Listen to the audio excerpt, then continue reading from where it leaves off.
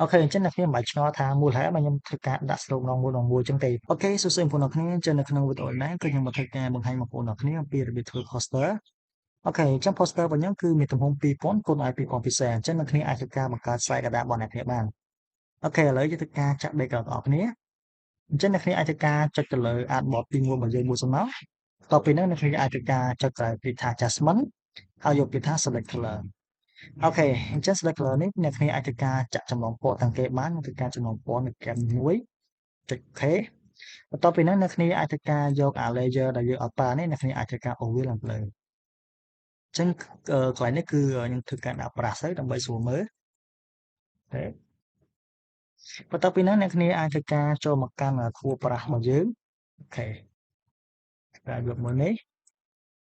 ខ្ញុំធ្វើការចម្លងពណ៌ពីគេចុចកែមួយមកដើម្បីធ្វើការចម្លងពណ៌ចុចកន្លែងនេះមួយ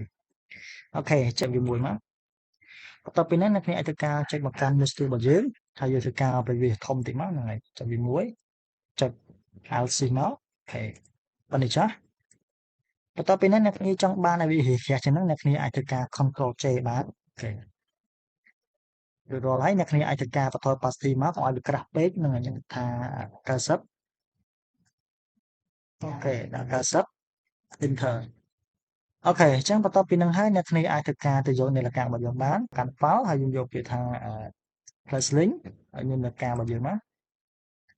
ចុច click មួយសិនមកហ្នឹងហើយហើយយើងធ្វើការមើលស្ដាំវាយើងយកពាក្យថា convert to Smartmagic អញ្ចឹងអ្នកគ្នាអាចធ្វើការតម្លាក់វាចូលមកកាន់បទទី1មកអូខេដល់ចំកណ្ដាលមកធ្វើការចុច Shift A មកដើម្បីឲ្យវាត្រង់ស្មើហើយវាអត់គីងកើតាមម៉ៅរបស់យើងអូខេមកពីប៉ុណ្្នេះចាស់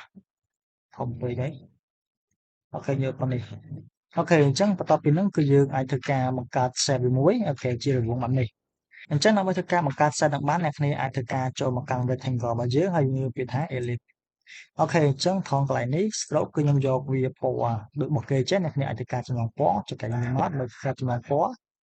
ចុចបបមកចម្លងពណ៌បាន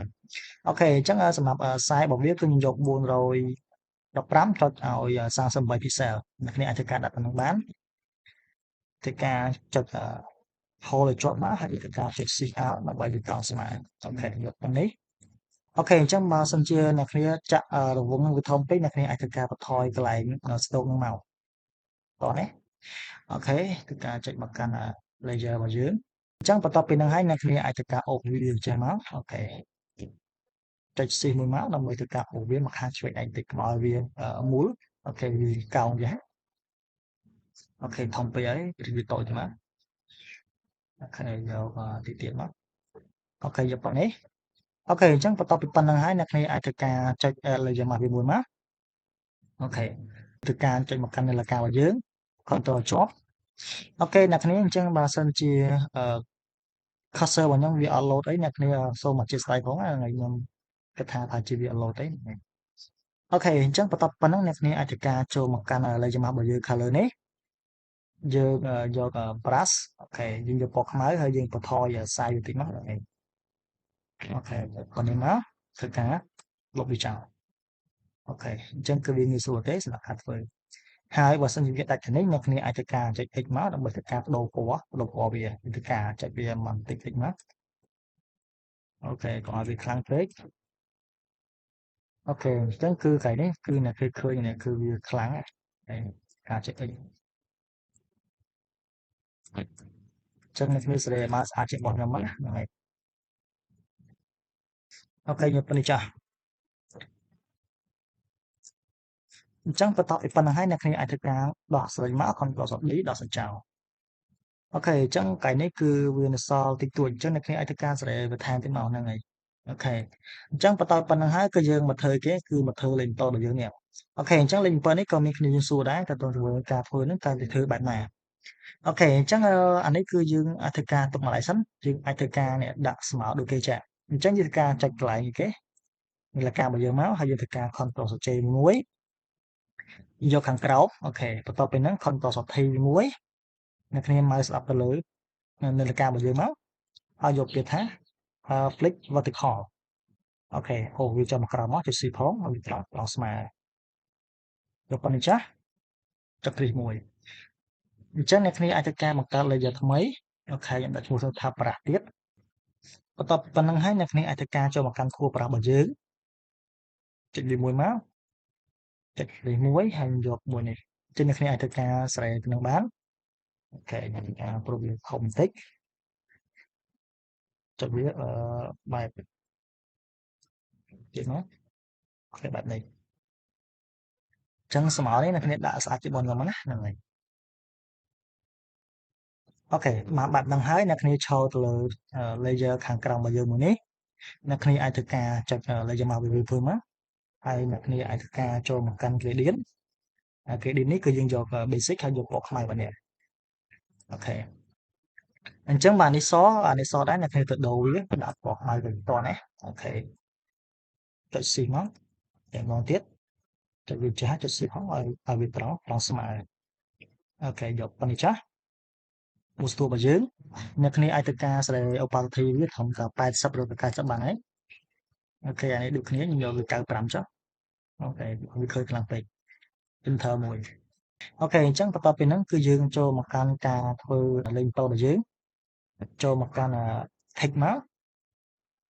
ចុចវាមក click មកហើយយើងយកលេខ7អូខេយកវាពណ៌ស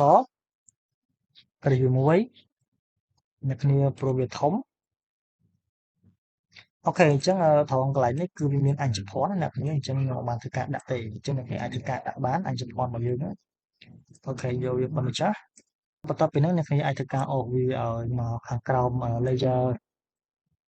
រូបនាឡិការបស់យើង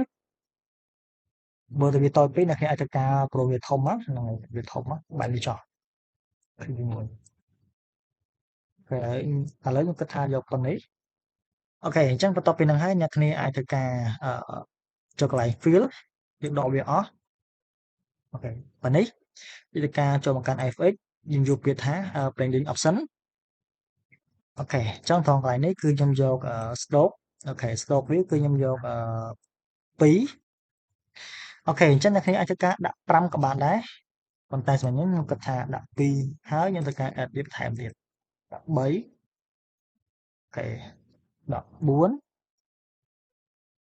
ដាក់5អូខេអញ្ចឹងអ្នកគ្នាមិនបាច់ឆ្ងល់ថាមូលហេតុមកខ្ញុំធ្វើការដាក់ stroke ដង1អញ្ចឹងទេព្រោះតែការដែលខ្ញុំធ្វើហ្នឹងបើសិនយើងដាក់5តែម្ដងគឺឃើញថាវាអត់សូវ select ជាមួយពណ៌របស់យើងអូខេចុចអូខេមកបន្ទាប់ពីប៉ុណ្្នឹងហើយអ្នកគ្នាអាចធ្វើការចុចទៅលើ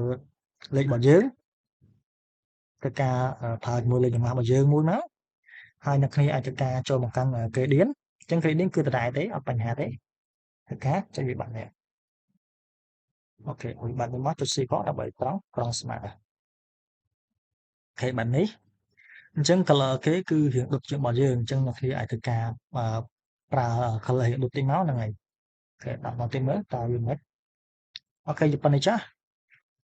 អញ្ចឹងបានប៉ុណ្្នឹងហើយអ្នកគ្នាអាចធ្វើការសរសេរអក្សរបានអូខេអញ្ចឹងអក្សរហ្នឹងគឺខ្ញុំធ្វើការ copy ពីគេខ្ញុំខ្ជិលសរសេរហ្នឹងហើយ Ctrl V មក copy ពីគេអូខេអញ្ចឹងយើងធ្វើការអូសវាមកធ្លាក់ក្នុង artboard របស់យើងទី1 Ctrl T មកអូខេដល់នេះសិនណានេះគឺយើងធ្វើការសរសេរបន្ថែមទៅមកហ្នឹងហើយដាក់វាចង់កដាលមកអូខេយកប៉ុណ្នេះចឹងអ្នកគ្នាអាចធ្វើការសរសេរបានហ្នឹងហើយអត់បញ្ហាទេកណ្ដឹងអូខេគឺខ្ញុំដាក់វាត្រឹមជាមួយហ្នឹងលេខ7របស់យើងហើយកន្លែង Word នេះគឺអ្នកគ្នាអាចធ្វើការចូលមកនេះមកហ្នឹងហើយ copy វាចាំមកព្រោះវាពីរជាប់គ្នាខ្ញុំអត់បានធ្វើការមិនវាចូលគ្នាទេអូខេដាក់វាបែបវាចោះអូខេអញ្ចឹង poster របស់យើងគឺនៅក្នុងវីដេអូនេះគឺរាល់ទាំងស្រុងហើយអញ្ចឹងបើមានកាលណាខ្វះខាតទេអ្នកគ្នាអាចធ្វើការបន្ថែមបន្ថយជាមួយនឹងការលេង style របស់យើងបន្ថែមទៀតអូខេអញ្ចឹងវីដេអូរបស់ខ្ញុំគឺមានតែប៉ុណ្្នឹងទេអរគុណជំរាបលា